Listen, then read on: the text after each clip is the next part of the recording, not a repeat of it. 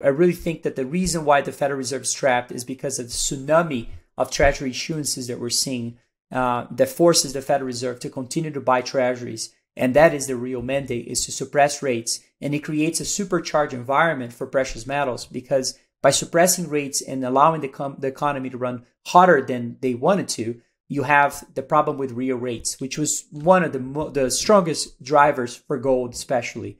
And if you extrapolate gold, then you get silver and you get the miners, and you keep going down on that list, and you start seeing the fundamental reason to own miners today is astonishing. I could go on that topic too, but that's the reason why the Federal Reserve is trapped, in my opinion. Welcome to the Gold Republic Podcast. My name is Bart Brands. And I'm Alexei Jordanov. In our weekly podcast, we invite guests from all over the world to get valuable insights into the emergence of a new monetary system through the lens of precious metals, cryptocurrencies, and other financial instruments. Welcome to the Gold Republic Podcast. Today we have the honor of welcoming Tavi Costa. Tavi is the portfolio manager of Crescat Capital and shares really valuable insights on macro trends through charts and other valuable commentary. Today we talk about inflation and why the Fed is trapped, but also the case for a commodity supercycle and why gold and silver might outperform all other kind of assets in the next 5 to 10 years. Tavi, welcome to the show. Well, one of the first questions that was really triggered, just in general, when I hear your interviews or like the type of content you have there, is this passion that you get out there when you start explaining or going through the arguments of certain aspects in the monetary system. And I really want to know what drives you. What's your passion? What's your crusade? That's a good question. I would say, growing up in Brazil and seeing the situation where this monetary disorder that we had back in the 90s, but also this fear of inflation and fear of always having to protect your capital towards the dilution of money. And growing up with my parents also having businesses that actually did not perform so well at the beginning, and now they're doing great. But back in the days when I was a teenager, I went through a pretty rough time in terms of financially speaking, and I think that became sort of a driver to do better. We're all doing great today as a family, but back in the days, I think that was an important driver that brought me where I am today, from sports, playing sports, to get to the U.S., to get the job that I have today, to get the structure of learning about the markets. I'm still learning a lot. It's like anybody else. It's always an ongoing learning curve. I think that it all starts from those struggles. I guess made me really be curious about different ways of benefiting from the environment. I guess you can't really change much the economic setup, but you can certainly take advantage of it in a monetary way. So that has been my focus, rather than talk too much about politics and try to get myself into those topics. I try to get myself into how to make money. And so really enjoy the strategy part of it. Mm-hmm. And it's more of a philosophical question. What is money to you in that context? Money to me, it's more about the winning part than actually money. Not so driven by money itself. If you think about it, and even in sports, never made money, or I should say a lot of money on sports, but enjoy the winning part of it. It's almost like a game, and so I enjoyed that quite a lot. Look, for me, it's more of making my life easier in a way.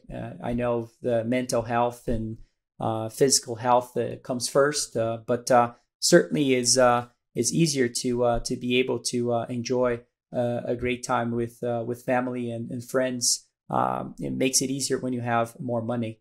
So that's just the access part of it, I guess I enjoy, but that's really not necessary in my life, at least. I mean, I don't see that as a top priority to be rich or anything like that. I mean, it's I've done well for myself. If I need to stop here in terms of financially speaking, I'm happy with what I have. And but that's not what drives me. I think the process of learning about markets and really is, I think, one of the most intellectual games out there. Really is trying to figure out the macro environment. So keeping yourself always open-minded about what could potentially happen is a major part of it. And so I enjoy this more than the money part, to be honest. But money comes with it, and why not? So I enjoy that part too. It's the process of the game, and I like the fact that you call it a game. And I would be also interested to know, why is it a game to you, this whole monetary and financial environment? Well, I guess I just don't take it in a personal way, in any way. Any disagreement on ideas, I'm never gonna take that personal. I'm never gonna be angry at somebody else just because they have a different view about gold or silver or the markets. I think that's all. That's why I see it as more of a game and than anything else. Obviously, we take it serious. We build the business around it, you can see it in so many ways. I mean, you can wear more of a trader's hat, where you got more short-term gains and losses, and I like to wear that hat too. I have my views about inflation in the long term, but certainly things can change in the short term. So that is one way to play the game, I guess. The other way is to be trying to build a whole business and really take advantage of a long-term trend, regardless of the pullbacks in the middle, which are usually great opportunities if you have confidence in your thesis, which I do. And so, it's those are, not getting bothered by a bad month or 2 months, and instead really trying to implement it at the most ideal way for the following years or so. And I guess that's the track record I want to be known for, and I want to succeed into really building a business around a macro trend that I view as one of the most important ones we've seen, at least in my career, but in the last few decades. And so, which is tangible assets, and especially precious metals, monetary metals, and some base metals. And I think those are going to perform very well in the next 5 years or so. That comes to the next question of, what is then your thesis? How do you perceive now the current environment right now?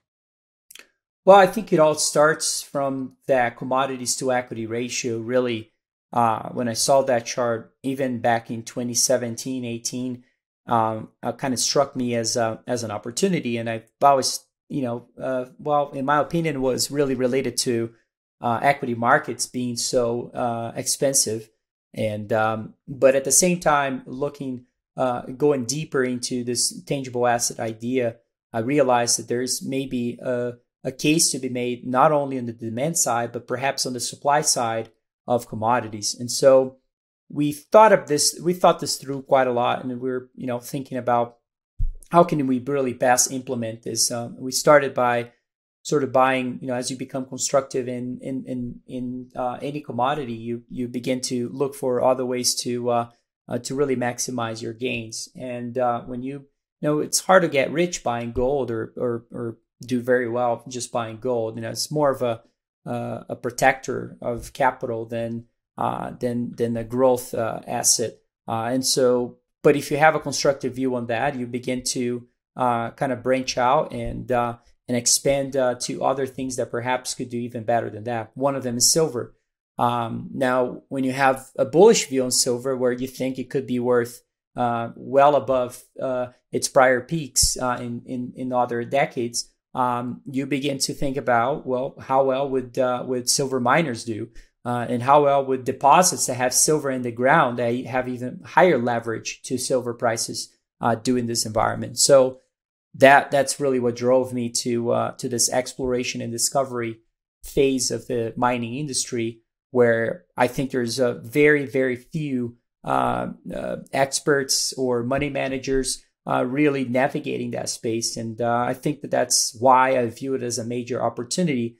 It's not only going up on the risk curve and buying penny stocks of silver and gold stocks that could potentially be worth a lot more, but it's actually buying high quality projects in very prospective jurisdictions of geologically speaking that could become geologically and economically viable. And so we view this as one of the ways to really benefit from this.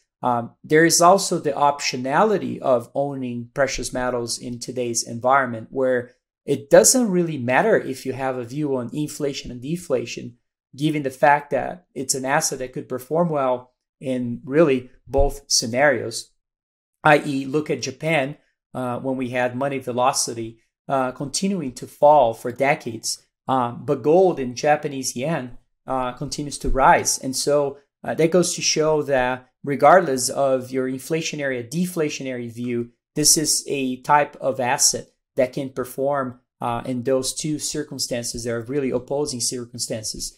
And so I like that optionality side of precious metals.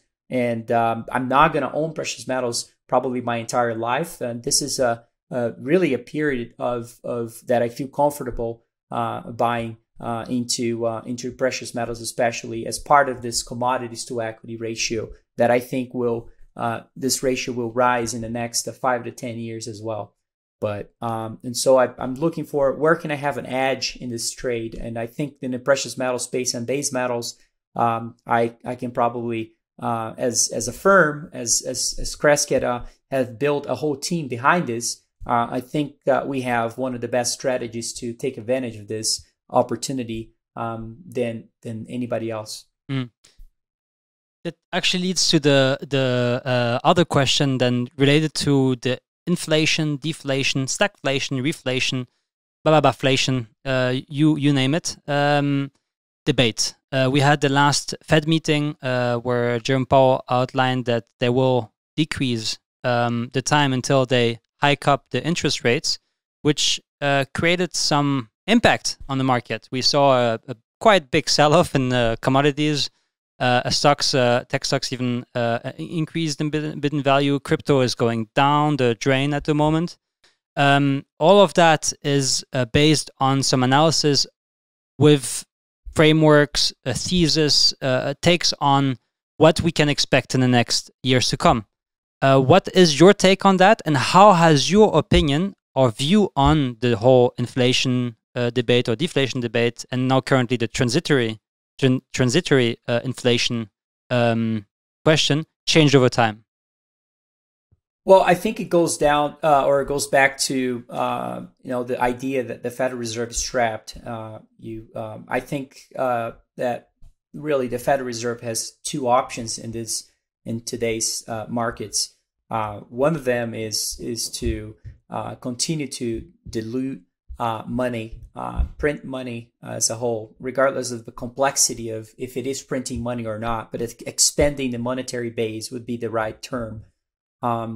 And in order to suppress interest rates, buy treasuries, buy mortgage-backed securities, whatever they're buying, as a way of allowing the government to borrow more money and run deficits of the likes that we haven't seen since the World War II. And in my opinion, this is really what I call the inflation route.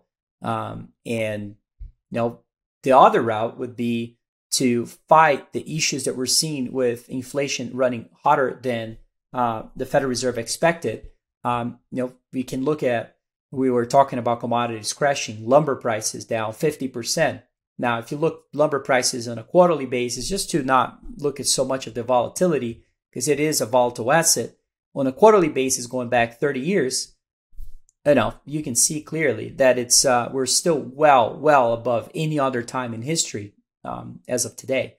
And so I think that clearly those moves are not transitory. I think that those and I think there's a lack of understanding from policymakers and investors about the commodity space by claiming that a lot of that movement is transitory, when actually we are perhaps at the beginning of a bull market for commodities, not at the end of one. And you look at charts of commodity prices over 30, 40, 50 years, we're not at the peak. We're actually coming out of the bottom. And so we just had a big run recently.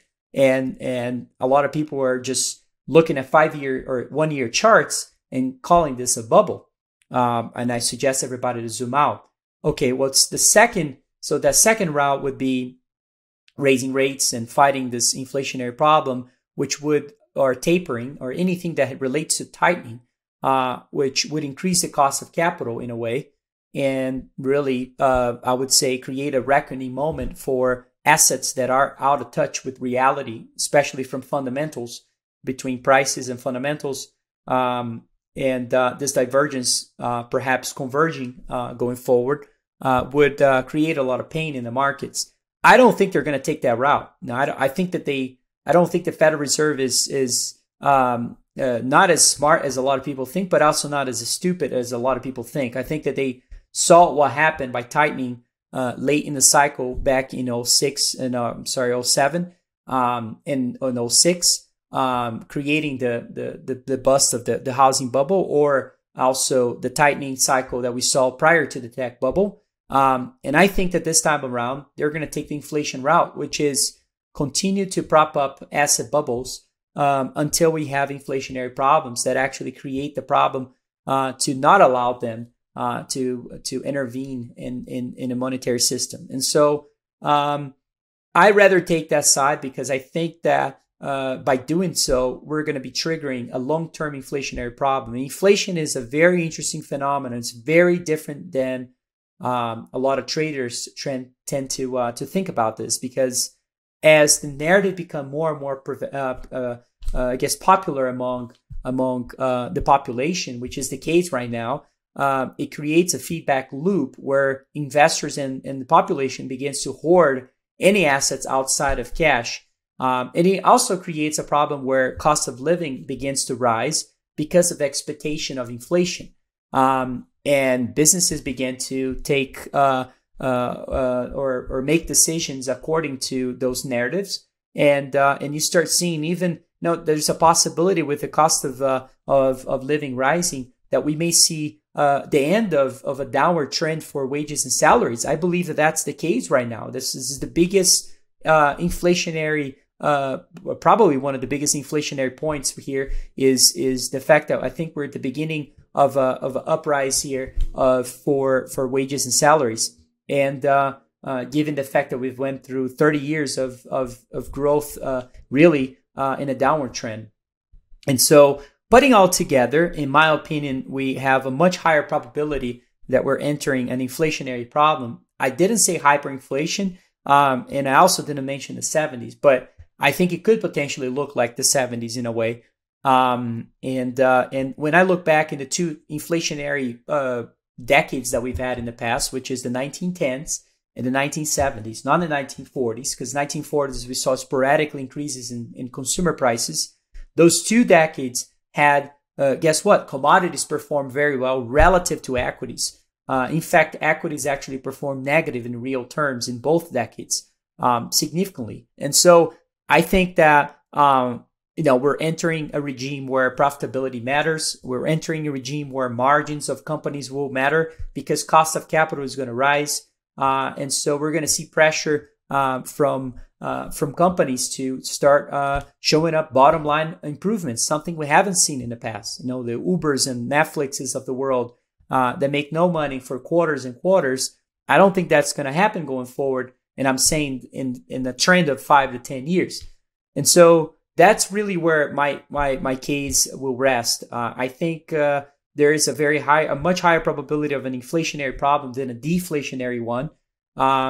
There's not much money to be made on that call, to be honest. I mean, I think, like I said, I think that there's optionality on the precious metals idea. I'm not here buying break-even rates. Thinking that break-even rates are going to go a lot higher. That's not how I'm positioning. So, if I was very much in this kind of long-term inflationary certainty, I would certainly be buying. Any tips and so forth. That's not what we're doing as a fund. So, I like to say that because that's the level of conviction that I have in the precious metal side relative to this other idea. But if you ask me, I think we're going to be triggering a long-term inflationary problem that it's going to look very different than what we saw in the last two business cycles. Tavi, the Fed balance sheet just grew to 8 trillion. It also has a quarter of all marketable securities on its balance sheet. So it's buying all these securities. And in the last FOMC meeting, we saw Powell really dovish, and we saw Bullard being a little bit more hawkish. We see the correction in the precious metals markets, and you liken it to the Fed trapping itself. Why would the Fed trap itself? What is the bigger end game here? Well, I think the Treasury market is what holds the key for the whole economy today. It's the Federal Reserve claims that has a lot of mandates, at least two, which is maximum employment and stability of inflation. But in my opinion, the real mandate is to suppress interest rates and allow the government to run whatever fiscal stimulus package they want to. And today we have we really relocated the problem where the Federal Reserve basically funded 60% of the increase. Federal Reserve and banks were really funded 60% of the increasing debt that we have in 2020 and a large percentage of 2021 as well. And so, in my opinion, the trap situation it comes down to the interest rate environment. If interest rates begin to rise, where the Federal Reserve is really not intervening as much as it used to, which was able to do that in the past because of the level of participation from foreign investors in the Treasury market, which is not so much the case today. I think that's what puts them in a corner where they have to continue to buy those treasuries or come up with different reasons to do so.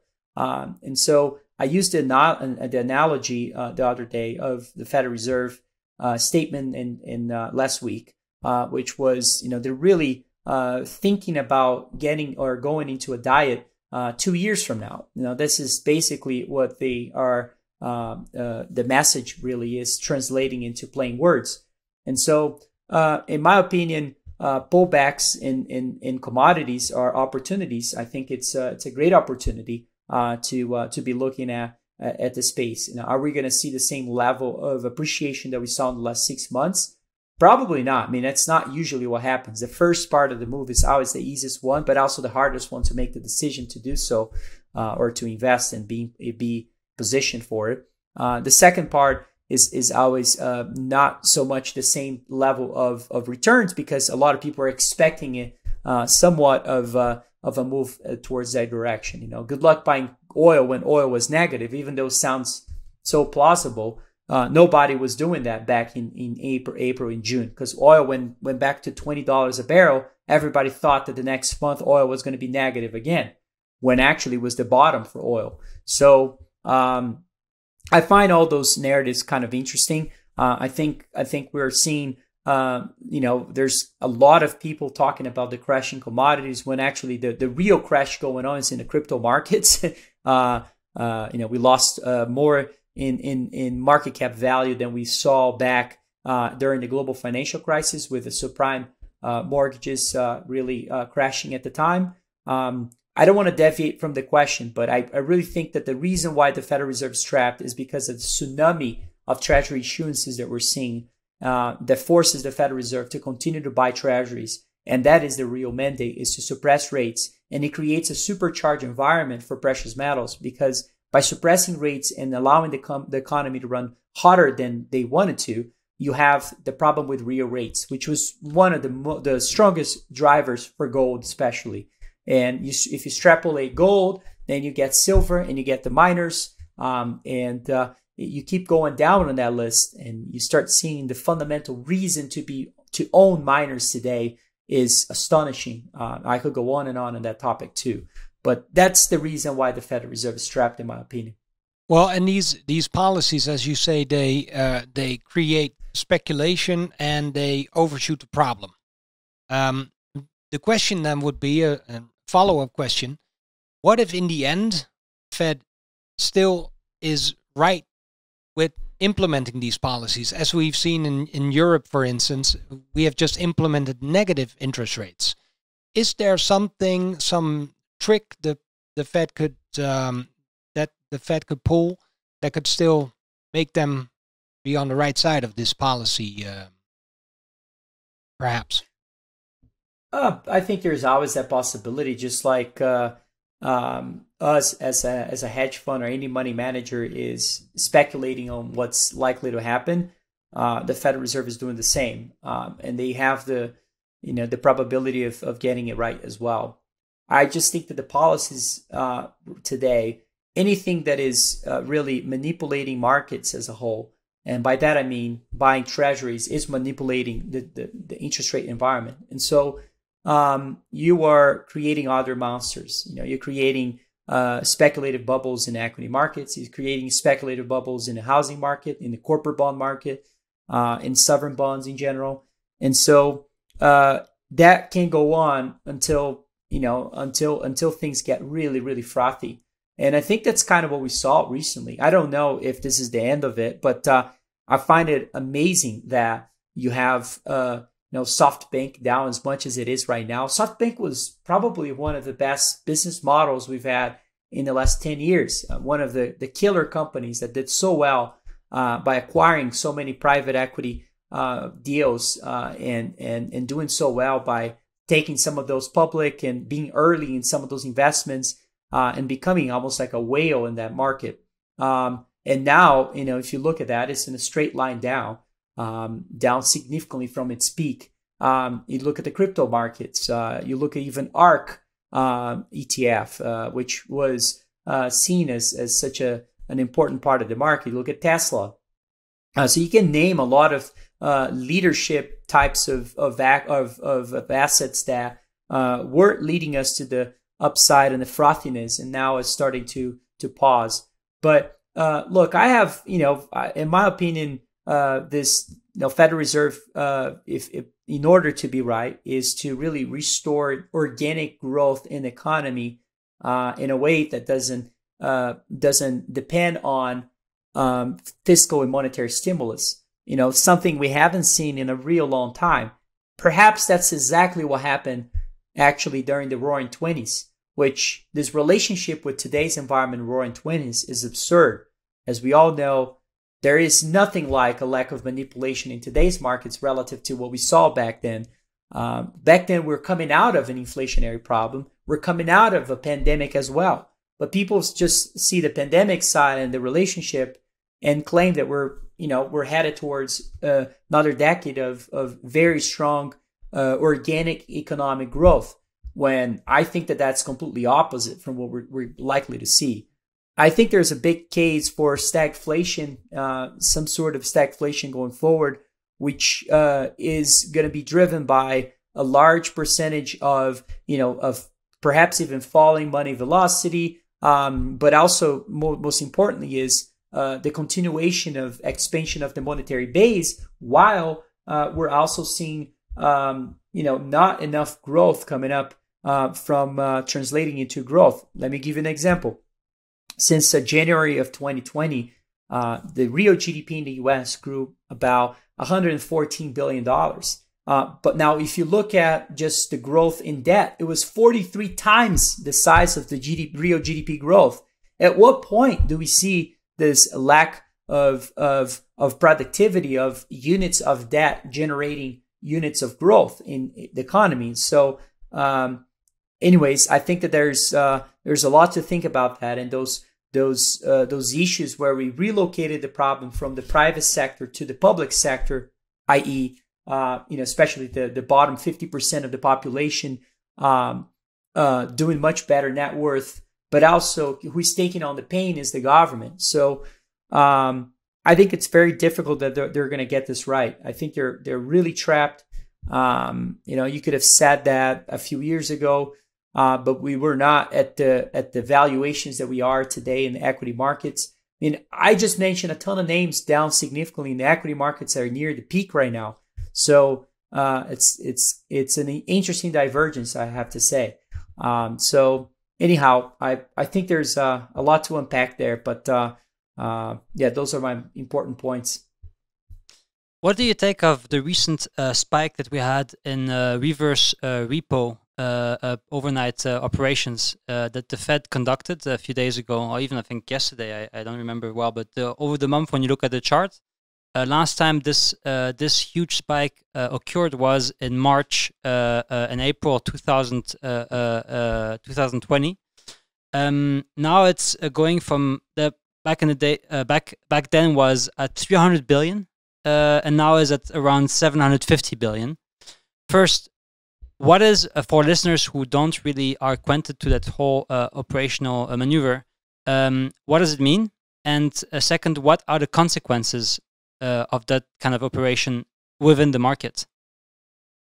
That's a complex question, and my best way to answer this is looking at the TGA account from the Treasury, how much they hold in cash, which was over now close to $2 billion at some point. What is TGA?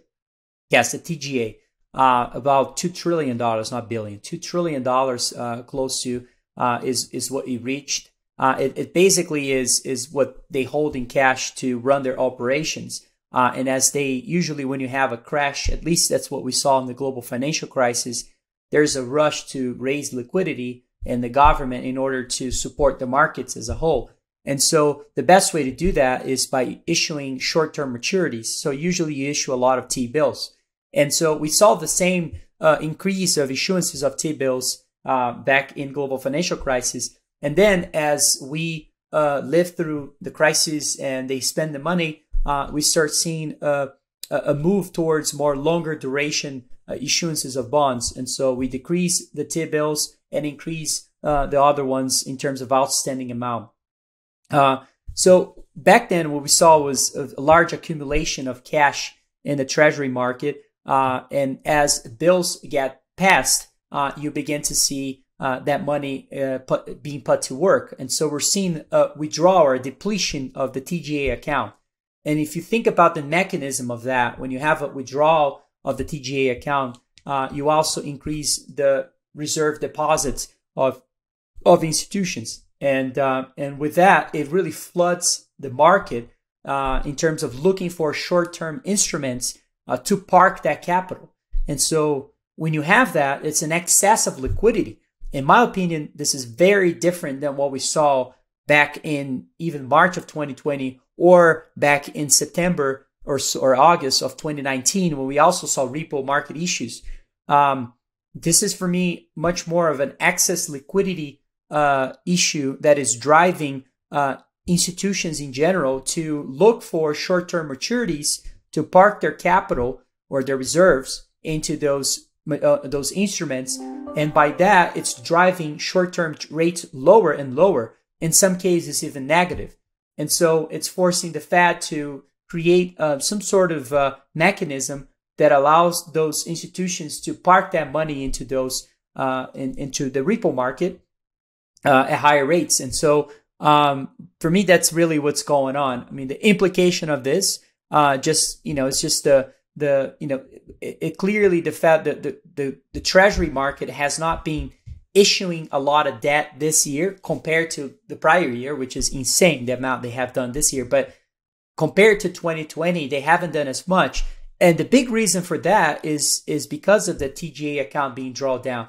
And so since they have accumulated a lot of cash, they're able to use that rather than having to issue treasuries in order to raise capital. And so for me, that's the best way to explain this. As soon as this TGA account is, the cash is over in that amount, what I think we're going to see is probably somewhat of the end of this repo market issue. And what's going to force the Federal Reserve after that is to issue further amounts of treasuries to fund new either infrastructure bills or any type of fiscal policy that they're looking into applying. So that's the best take I have from this repo market situation. Mm-hmm. Would you say that what some commentators call a liquidity crisis could be triggered by such kind of reverse repo operation? I don't buy into so much of the liquidity crisis, even though our portfolio would actually benefit from that, given our shorts in equity markets. But look, I think that it goes back to that idea of the two routes that the Federal Reserve has, and one of them is this liquidity crisis issue where they tighten and or there is a liquidity issue. But who cares? It's if you go back to Robinhood, what happened with Robinhood was in a margin call. Just using that as an example, because that's just precisely what happened with banks in '08. Was a lot of those banks didn't have enough capital to fund the problems that they had at the time, and so nobody stepped up as much as they did recently, and that caused the whole market to collapse because of a liquidity crisis. This time around, I don't think that's the case. I think that we're seeing is a very strong hand from the Federal Reserve that I'm not sure it's going to change anytime soon. And that's why I believe strongly in the inflation thesis. It's almost difficult to see a sustainable deflationary crash. Can we see a 20-30% crash because of whatever black swan event? Sure, we could see that. Immediately accompanied by a significant amount of QE and other policies that may come up with even buying the equity market. I mean, remember what we saw back in March. This was the conversation back then, was that the Federal Reserve could potentially start buying stocks and begin to buy ETFs, right? That's not too far from what BOJ is already doing. So it's why I think it's so difficult to position yourself to a deflationary crash, even though you have all the recipe here for one, which is especially on the valuation side and the frothiness in the market with so much optimism in terms of the sentiment, day traders and retail investors never being so much allocated towards equities. And, there's an excess of liquidity, really. And so, in my opinion, what we are seeing in terms of the repo market here is very different than what we saw in other times. That was sort of more of a liquidity issue, rather. And this time around, the Federal Reserve has really changed the game since the pandemic crash started by showing the market and investors that, look, we're going to do literally everything we can in terms of printing money or expanding the monetary base, whatever term you want to use, in order to not allow us to have a liquidity crisis. So I find it difficult to see one. This Robinhood margin call was pretty significant. And do we remember what happened? Nobody really remembers that. I mean, it's kind of like a non-event. I mean, we're all gonna not even talk about this in the following years because it's kind of meaningless. And so, opposed to Lehman Brothers and some others that had issues back then. And so, I find that those comparisons interesting because I think that clearly the level of intervention from the Federal Reserve is, I hate to use the word unprecedented, but really is. We've never seen this level of monetary stimulus to fund fiscal stimulus in the past. And so for me, it's a game changer.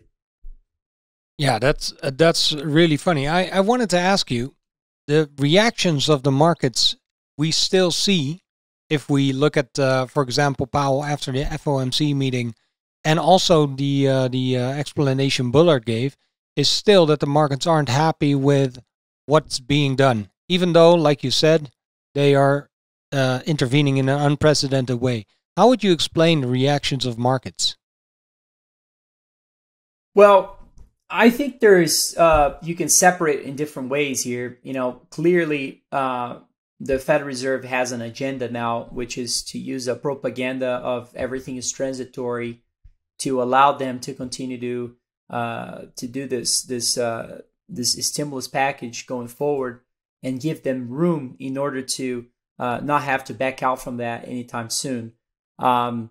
I think that the reaction in the markets has been very muted on the Treasury market, especially, and I think that has to do with, who cares about their message if what they're doing is actually increasing their purchases of Treasuries, especially on a weekly basis, to a pace that we haven't seen either on months or weeks. Actually, since March, we saw the largest increase in the balance sheet since March of 2021, and so I think that's muting a little bit of the market reaction, especially on the Treasury side.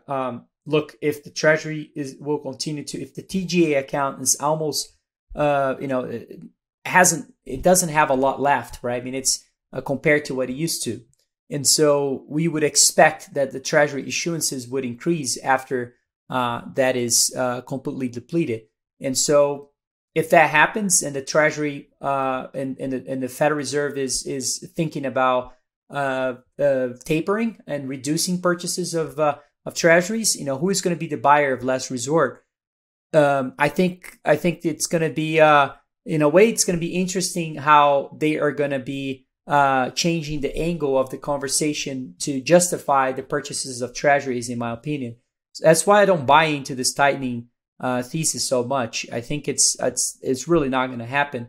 It's easier for us to go back to yield curve control than going back to tapering, in my opinion. So, anyways, and yield curve control is happening already in a large way.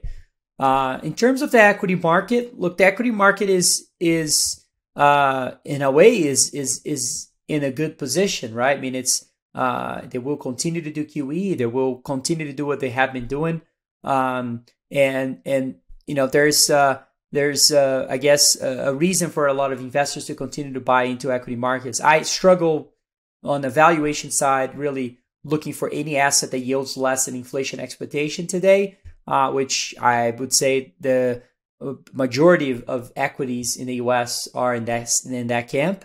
And that's why I prefer to own things that are likely to appreciate in price. And so rather than looking for yields, I would say the commodity markets were probably, sentiment was pretty high. Again, if you wear your trader's hat, I think that, the inflation thesis was pretty high recently. It was very popular. Everyone was discussing that. There were barons.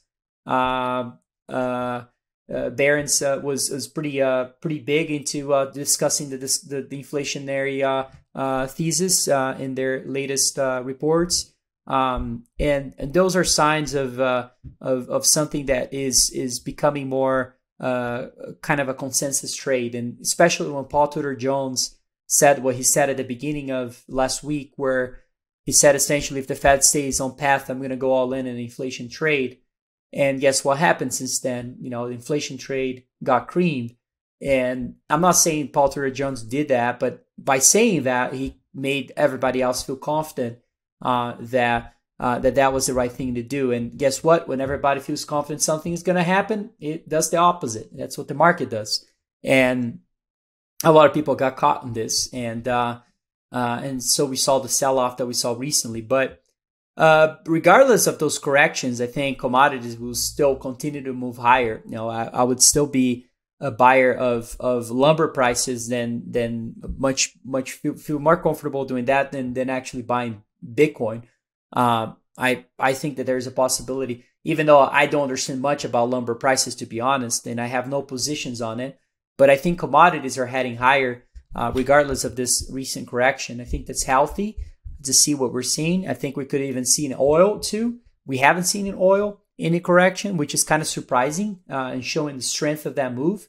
But I think you could buy the dip in copper and other commodities. They're cyclical, but also fall into the category of real supply constraints in this environment. What do you think about the case of the commodity supercycle? It's a bit of a big word and might be even a bit of a hype out there. We've seen actually that there's already at the beginning of the millennia in China, prices in commodities soared way up. Could we say that there's kind of could there be a case for a commodity supercycle? I believe much more in that case than a lot of other cases out there. I think it's not going to be a straight line up. I think it's going to be commodities are very volatile, and I think there is a case to be made where just look at the labor market for mining, labor market for commodities, the commodities sector as a whole, what you find there is the difficulty of finding jobs, not because of the pandemic. I mean, this is a downward trend for a real long time. And usually those downward trends of difficulty to find labor market and the shortage of those tend to drive commodity prices higher, not for 6 months, but for a few years, or sometimes even longer than that. Now, remember, we saw a commodity super cycle back in the 70s with some real big drawdowns in between. And so I think I believe a little bit in that not a little bit. I believe in that thesis quite a lot. I think that we could be at the beginning of one. However, I also agree with you that it became very popular to say that because it is a big word and everybody likes to use those, especially in articles and the media as a whole. But so we may see a sideways or a consolidation or a correction. We're already seeing a correction, and some of those already had a big correction. Lumber prices down over 50%. And if you believe that you are in a secular bull market for commodities, which I like to say that better than calling a super cycle, I think that it's you want to be buying those pullbacks. Forget about charts. You want to be buying those pullbacks when you have them. And so I believe that my numbers that I run in terms of the CapEx cycle for all sectors or all different parts of the commodity market, from oil to gold and silver and copper. Look, it's ugly. They're really reluctant to spend capital. There is a sense of profitability is needed. They have to run profitable business models today, and not being really allowed to take on a lot of leverage. Does that sound like the end of a bull market or the beginning of one? For me, it sounds like the beginning of one. There is always reluctance to buy exploration projects, which is also a sign of being early in the markets. You talk to the majors, you're worried about spending a few cents of their shares onto a project that delivers no sense of profitability, and they can't explain that to their shareholders. And so we're going to see that shift, in my opinion, first. We're going to see merger and acquisitions take off. It's not happening yet. And so I think for all those reasons, I believe that we're at the beginning of a bull market for those assets. And I like to stay, to look for the best ways to do it. Look, we launched our fund in August of 2020, which was the since then gold has done nothing but gone sideways and down, right? And silver too. And our funds went up, triple digits. And the reason for that is that there is money to be made in the exploration phase of the market, because there's nobody really doing that. And so there's no lack of opportunity. It's just you got to mute yourself from those market signals and try to really focus in the long-term trends.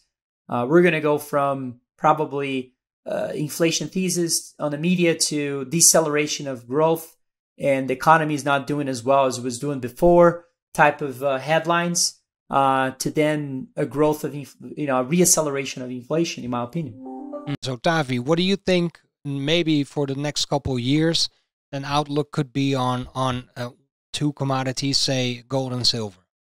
I think price-wise, we're waiting for a trigger for silver, especially to go above $30 an ounce, and it's been hugging this $26 an ounce for some time, and that is a very important level. If you look at the quarterly chart, once we break that 26 on the quarterly chart, which could happen this month, the end of this month, I think we're headed towards the 35s, and after the 35s, we're probably going to see another sort of, again, I'm using my trader's hat. That doesn't change what we're doing in the funds. We're positioned for the long term, but I think we're going to see another sort of correction back in the 35 level, and then we're headed towards the 50s, and then new highs, in my opinion. So that's my plan for the next 2 years or so. I think silver is headed towards that direction. Gold, I think we're headed at least towards a 3,000 level. And I don't know how it's going to happen. I think it's been, we made new highs and now we corrected, and it needed to recharge. It's looking for another reason to go higher. Once it does, we're going to break out from the prior highs, which was in August, and really go significantly higher from there, then hit another issue at about 2,500, and then go higher to all the way to 3,000 again. So that's kind of my roadmap for gold.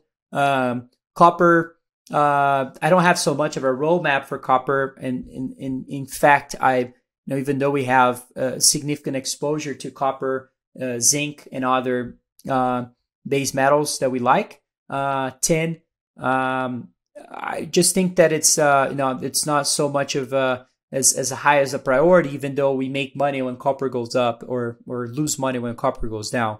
But I think I have a bigger stake in a bigger attention towards precious metals. I think oil is headed above $100 a barrel in the next year or so. The difference with that versus the precious metals side in terms of implementing that side of the trade is I believe that the green agenda is here to stay. I believe that there is a real move out of oil, which creates an interesting setup, bullish, short-term and medium-term.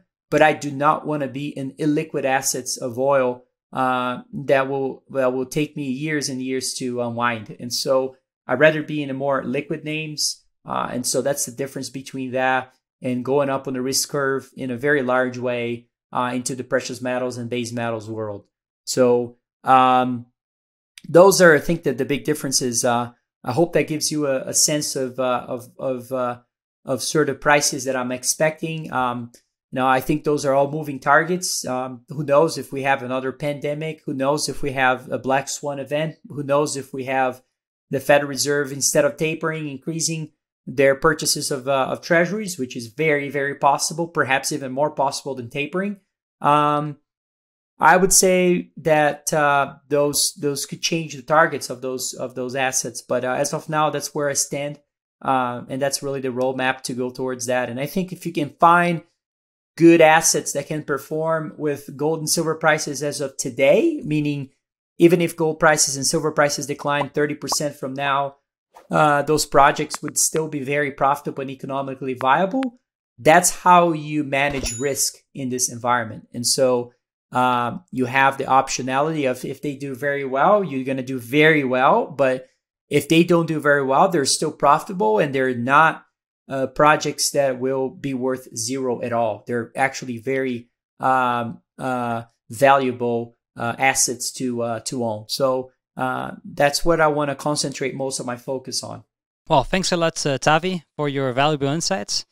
We hope to have maybe more time next time if we have you back on the show to get some overview of some top charts that you also like to share. You have a very valuable also newsletter.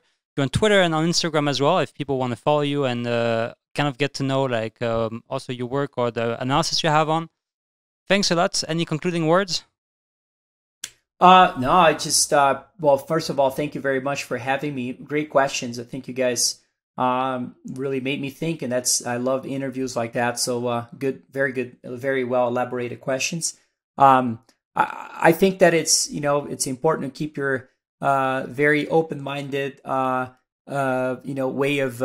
of navigating this market. And right now it's a very special time for taking advantage of a pullback in a lot of assets that perhaps could potentially be in a secular bull market. And sometimes that's, if it is Bitcoin for you, if it is commodities for you, if it is SoftBank for you. But those are the times that investors really get well rewarded, where they really take advantage of those pullbacks and buy into what they see it as an opportunity. And so I do the same with my commodities space, but I think that you could do the same in other markets if you have the same level of conviction. So that would be my takeaway. Wow. Muito obrigado, Tavi. Really nice concluding words indeed. Well, if you've liked this interview, please, and you've seen it on the YouTube channel, please give it a like. If you have any questions, feel free to put them in down below. And if you haven't subscribed to the YouTube channel yet, please do. If you're listening to this podcast on Spotify, iTunes, or any other podcast platform, feel free to leave it a review. And if you feel that this episode has been valuable, share it with friends or other people you think it might be interesting to. Thanks for listening, and see you in the next episode of the Gold Republic Podcast.